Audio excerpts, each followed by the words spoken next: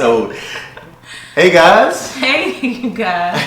Alan, Monique here with Love on Purpose. And today we wanted to take some time and talk about a very interesting topic. What is that? It's intentional dating. Okay. So intentional dating, I was looking forward to this topic. Why is that? Again, I mean, like our viewers have been sending in comments. They've been asking. They've been dropping stuff in, and I just thought this would be a good topic for us to touch on because we're millennials, Right? And so dating in this generation and in this time is different. Yes.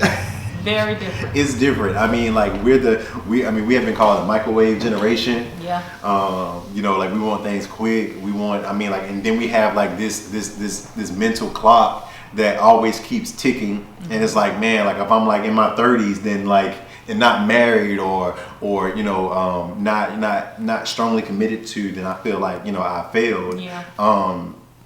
So I kind of wanted us to talk about, our process whenever we first started dating. And I mean, it actually ran through. And so for us, the whole like engagement, getting ready for the wedding, thinking about life together, even though we had so many variables. You're a mom to two beautiful boys. I'm a dad to a 9-year-old. And so, when we think about all those moving parts, but still to have the confidence that we have about going into life together and blending all of that together, like that confidence doesn't come easily. Right. And so a big chunk of it came from intentional dating. Like we both made it crystal clear, but it took both of us though. Yeah. It took both of us though. Yeah. We both made it crystal clear, and like a lot of time, it's the woman who is like, we got to talk about this, we got to talk about this, I need to know this, and the guy's kind of just laid back, seeing where he can slide in, how much do I have to give her? If we're honest, right? I mean, this is Love on Purpose, right? You guys know how we do. You guys know how we do by now, but the guy is always kind of like, man, let me give her enough just to get what I want, and then that way, I can be pleased. She can be pleased, whether it's real or not, and then we can go on, about our merry way, right? That shows the importance of it being two people who decide, hey, we're going to use this time of dating to be intentional, Right? Because I think we both were. I'll ask you. So whenever we met, where were you at in terms of, just like dating, getting into another relationship? The eyebrow. I got the eyebrow. What's up? No. Whenever we met or, we went out, I didn't think it was a date. Correct. Of course, because I had told myself I wasn't dating anybody. Like, no that way. was cut out for me. I had just got out of a relationship. Understood. And I was like, I'm going to work on myself. Even though, like I said in the last video, I had been working on myself in that relationship, even before it ended. But then it ended, and I said, this is it. I don't want to deal with nobody. I don't want nobody to call me. I told my cousin, because she was like, oh, such and such, some people want to talk to you. Do not. I told her, I'm going to block them if they come to my DM. Everybody was after her. Nobody was after her. Everybody was after her. He's lying. Anyway, with that being said, at that moment, I was just like, I can't afford to bring nobody else into my life or into my kids' life. That's good. Needless to say. So I said, it's no more dating until I really find out who I was myself. And whenever I did find that person, it was going to be intentional dating like we have been doing.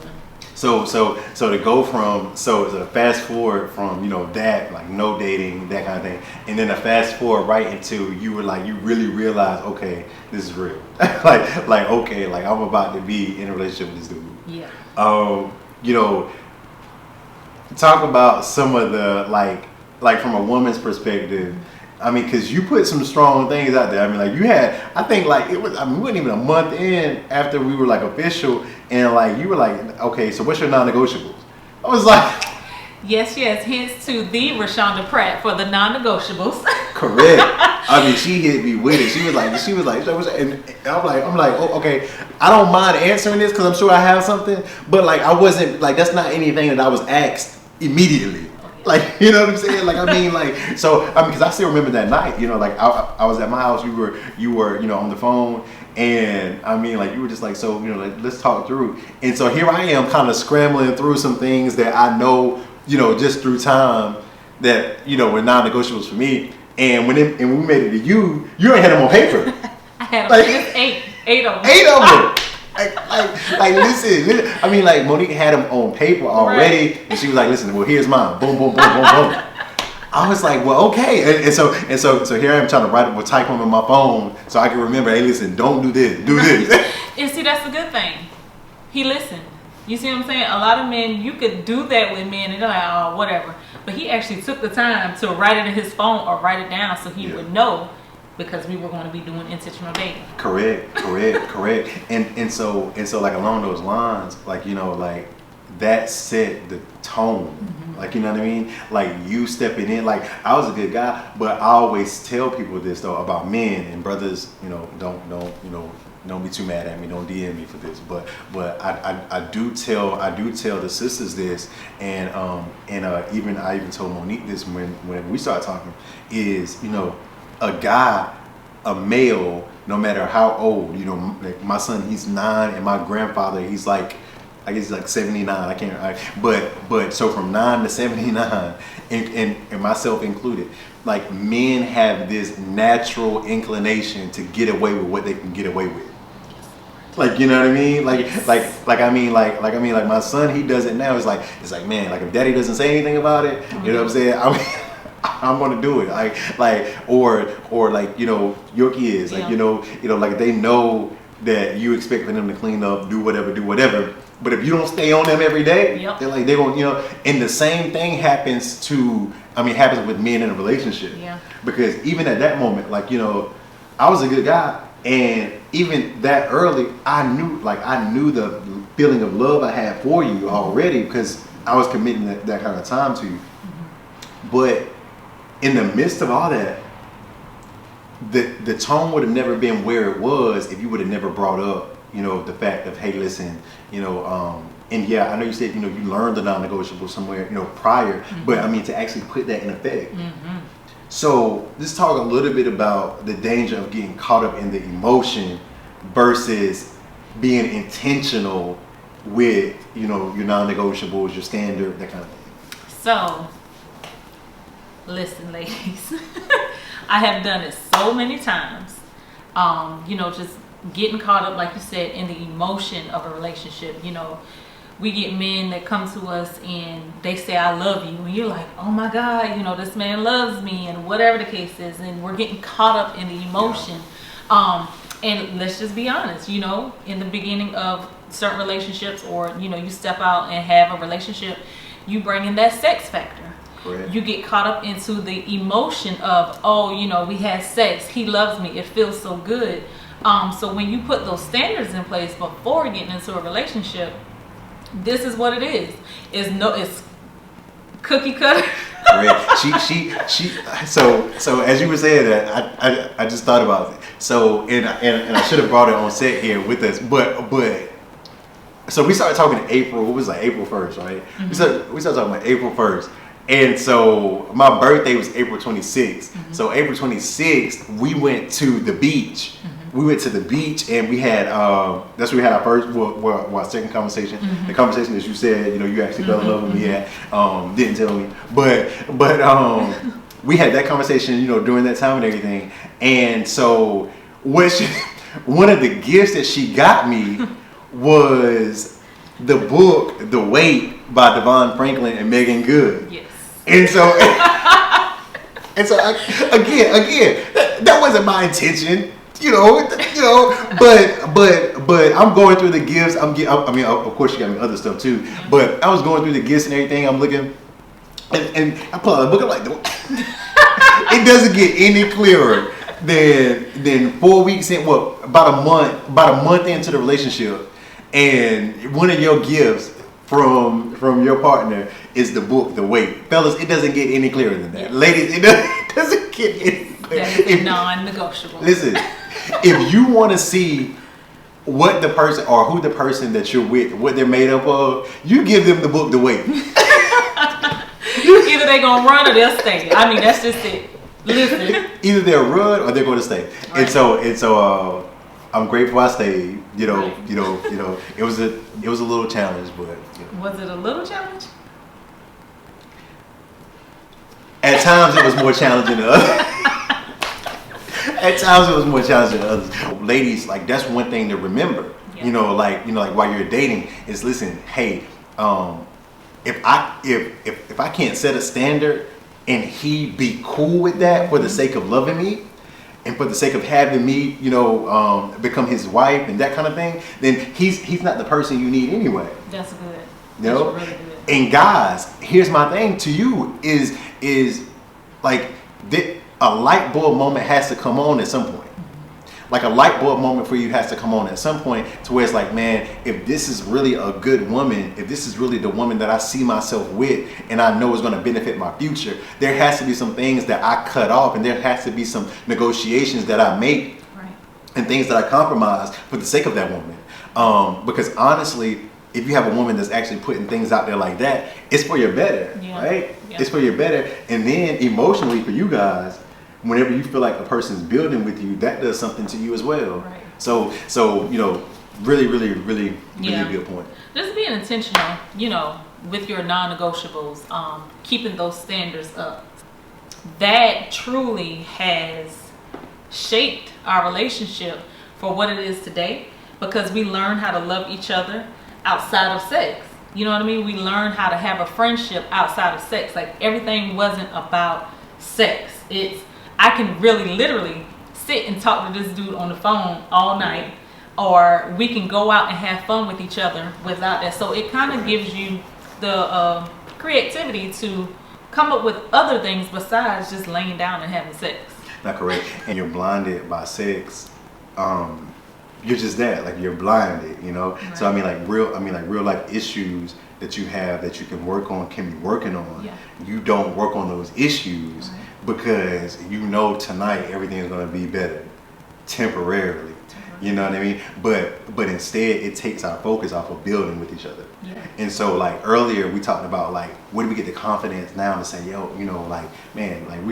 we can do this, family, we can build, we do, because we intentionally built. Like, I mean, all we talked was foundation. Yeah. Like all we talked was, okay, listen, like you're passionate about being an entrepreneur, I'm passionate about being an entrepreneur. What does that look like? Who goes, like who will respond what way? What do we do when, you're in a season where you're really bringing in a lot of money? What do we do when I'm in a season where I'm not bringing in a lot of money? Right. How does the relationship still look? When the roles switch, how do we switch that? I mean, there's just so much stuff that you can do during the dating period, that for real will make a difference in the success of the relationship. Yeah. And you know what though, I do want to talk about this too, because even as I think about that, so what would you say to women though? Mm-hmm. Because at the same time, it's a balancing act, right? Mm-hmm. So, I mean, and you did this and you still do this extremely well. So, I mean, like it's a balancing act. So how do you balance, these are my non-negotiables, but at the same time, still making sure that it's interesting, still making sure that, everybody's engaged. Yeah, and you know what? That was a challenge for me. Even though I balanced it well from what he says, but it was a challenge for me, like having these non-negotiables, but still showing him that I care about him and I love him outside of my non-negotiables. So you kind of got to get creative in a relationship, we would go on trips and things of that nature, intentionally date, like literally every other weekend. Yeah, correct. My kids, they go with their other parents and whatnot, and with his parent, and we would intentionally take that time to say, hey, this is the time that we're going to set aside for us. Even if we have business ventures or something going on, we're going to take this time intentionally to just kind of focus on us. But you just got to be creative. Yeah, you do. And then like along those lines, I'm just thinking through things that, because guys, you have to too, because like a lot of times if men aren't getting that physical, you know, pleasure and release and everything, but they tend to get disengaged. But again, we have control over that. So just like the man that'll get away with what he can get away with, we have control over it. Right. So we just have to take control over it and say, hey, you know what? I'm going to channel that energy into serving her. I think that made a critical, like, you know, impact. It had a critical impact on our relationship. Yeah. Because then it went from oh my gosh, like I can't wait until, you know, this happens, to man, like how much can I, you know, serve her, learn about her, you know, like learn the things that she's drawn to. I remember us having a conversation like, you know, what's your you know, what's your love language, you know, and why. Right. You know, and so I'm a learner, you're a learner, so that really helped out. But like I would do things like, you know, still like, and I still do that to today. Like, you know, like I'll make sure I open the door for her. I would make sure. Now I would do it kind of inconsistently. This one does not have a problem with verbalizing things. So she was like, that's cool, but you know, you don't do that all the time. I was like, no, you're right. But I want to go back to what you said, just about serving. Okay. Because I think that's a really, really good point I think that's a good point throughout the whole relationship. No, correct. We get to a lot of our like indifferences with serving. Yeah. Especially in the, you know, stages prior to engagement and marriage, and we're kind of just courting. And like you said, I said you have to be creative in what you do. So I think a good point that you made is actually serving that other person. Yeah. And as you're serving that other person, you know, like, okay, I'm doing this for this person, regardless of what he or she may think or whatever the case is. I'm going to serve this person because this is the love that I'm giving to this person, and vice versa. If you don't have that serve mentality, like throughout your relationship, and you just wait for them, oh, well, I'm gonna wait for him to do this, and if he don't do this, I'm not doing it. It'll never work. It'll never work. So I think both of us in the beginning of the relationship, even to now, we vow to serve each other. Yeah. You know, and that is what makes it more creative and, you know, fun. Along that, yeah, no, for real. It makes it really fun. Because I mean, like we have this thing when we pick on each other all the time about like I'm the serve master, and then before, because I'm the serve master now, she'll tell you now. But before we would kind of go back and forth. Who's the serve? I mean, like, who serves the best, right? You know, serving each other. Yeah. You know, that about now she's like, well, okay, you are, but I'm the serve master. So we joke at that, but we take serving extremely serious. Matter of fact, you know, and we can kind of end on this note, because I think it ties into intentional dating so well. But a lot of times people are like, man, you know, like my partner has to be, you know, on this financial level. They have to have attained this. You know, they can't have X amount of kids. They can't have, you know, this or whatever. They have so many, and the non-negotiables are really in the wrong spot. So you know what I mean? Like the non-negotiables really, because at the end of the day, guys, let's be honest, nobody's perfect. Right. And if you come across a person who checks off on all those buckets right there, guess what? And like nobody has them already. Right. You might want to check again. Exactly. But for us though,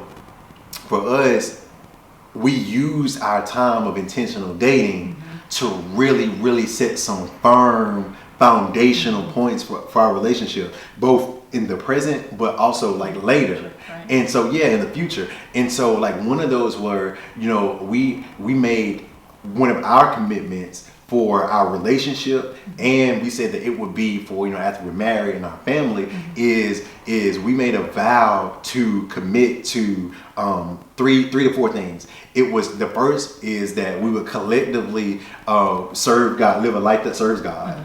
Secondly, we would live a life to serve each other, that serve each other. Right. And then each other in our family. That's why I said 3 or 4. Right. So it's each other in our family, and then lastly, we would live a life and build a life that served the world through a kingdom of God lens. And so those were 3 things that we came up with. Man, I don't know. I mean, it was less than a year of our relationship.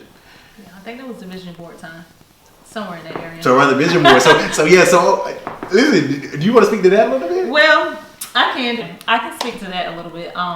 Again, we were intentionally dating. Yeah. So within, that was 3 months of our relationship. Yeah, that was 3 months. Here's the thing. 3 months. And let me just say, ladies, again, you don't have to do any of this. You come up with how you want that to look in your relationship. But when we started dating, we would meet each other. Yeah. He would never come to my house to pick me up. Like, I would meet him in a different place, and we would go to, an hour away from here. Correct. We would jump in the car together, go an hour away from wherever we were. But we did that for 3 months. Yeah. Straight. For real. For real. 3 months straight.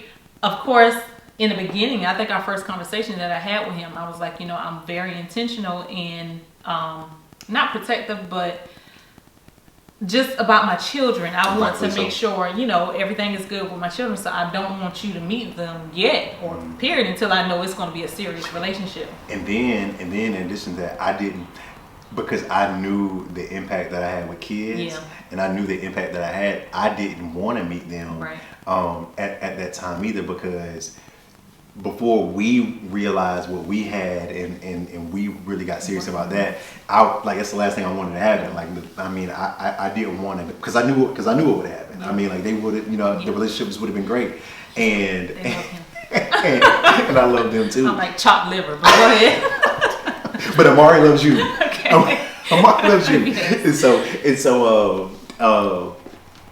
but that was one of the things. So it was that, it was like, you know what? And so not only did you feel that, but I felt that too, and I felt like that about Amari, because Amari you're the person. Right. When Amari first met you, he was like, oh my goodness, I don't know, he was more shocked that Daddy was introducing him to somebody, or just how amazing you were. Oh my gosh. So I remember that day like it was yesterday. I do too. But yeah. But on that note though, we didn't start.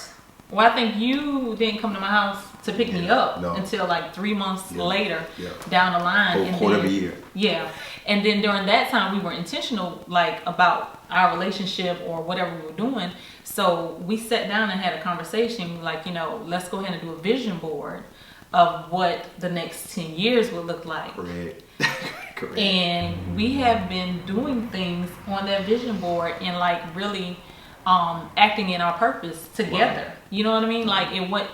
And that's what our goal was. I think we did a vision board of what it would look like together, not separately, but together. And we've been knocking them out. Yeah. But it all goes back to it. Intentional. It was intentional dating. When we were together, it was, that's why you weren't surprised whenever I proposed, right? Because man, I'm so far past this, and we're so far past. That was just a matter of timing and all this stuff like that. But we literally sat down on your birthday during the first year of our relationship. We sat down and we wrote a vision board out from 20. Did it start in 2020 or 2021? I think the first deadline was 21, right? Yeah. So it started in 20. But the first deadline was 2021, and both of us created boards, because that was our project before we celebrated your birthday. Yep. We said, by your birthday, here's what we're going to do. We're going to both create boards with our vision of how the next 10 years will look. Yeah. And so we did that. It went from 2021 to 2031. Yes. And so like she said, we haven't even got fully, to the first deadline yet. Almost there.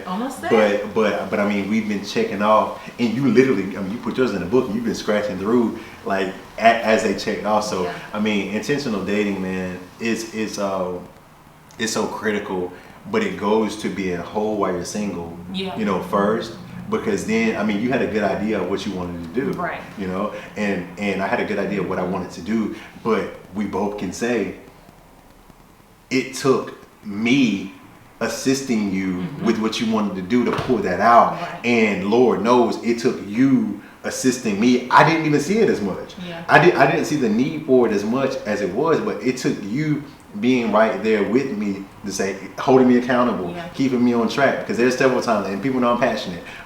You guys don't get to see this side of me, but I'm passionate, and like I'm extremely hard on myself. Yeah. You know, like a lot of people don't see that, No. but I'm extremely hard on myself, and so I mean, you keep me on track, and I mean, we've been checking that stuff off, but it's intentional.